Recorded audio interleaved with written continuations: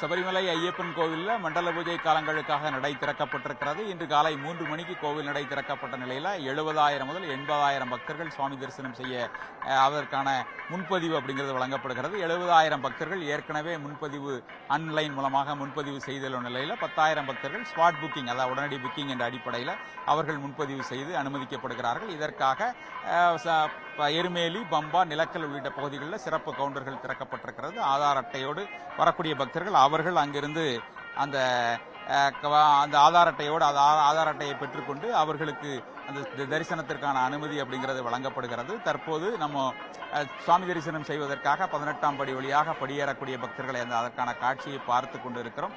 பக்தர்கள் இருமுடியோடு வரக்கூடிய பக்தர்கள் மட்டுமே அனுமதிக்கக்கூடிய நிகழ்வு அப்படிங்கிறது நடைபெறும். அந்த அடிப்படையில் 18ஆம் படி வழியாக வரக்கூடிய பக்தர்கள் இந்த நடைப்பந்தல், சரங்குத்தி, சபரிபீடம் உள்ளிட்ட பகுதிகளில், பம்பாவிலிருந்து வரக்கூடிய பகுதிகளில் இருக்கக்கூடிய பகுதிகளில் காத்திருந்து 2 முதல் 3 மணி நேரத்திற்கு மேலாக காத்திருந்து 18ஆம் படி ஏறி ஐயனை தரிசிக்க வரக்கூடிய பக்தர்களின் காட்சிகளை நம்ம பார்த்து கொண்டு இருக்கிறோம். கோவிலில் காலை 3 மணிக்கு துவங்கி நெய் அபிஷேகம் தொடர்ந்து நடைபெற்று வந்தது. சுவாமி ஐயப்பனுக்கு அவர்கள் கொண்டு வரக்கூடிய நெய் அபிஷேகம் அப்படிங்கிறது நடைபெற்ற நிலையில் தற்போது உஷ பூஜை நடைபெற்று வருகிறது. சுவாமிக்கு புஷ்பங்களை கொண்டு சிறப்பு அந்த அலங்காரம் செய்யப்பட்டு தற்போது பூஜை தீப ஆராதனை நடைபெற்று வருகிறது. இந்த தீப ஆராதனை மீண்டுமாக ஒரு 2 மணி அடுத்த 2 மணி நேரத்துக்கு நெய் அபிஷேகம் நடைபெறும்.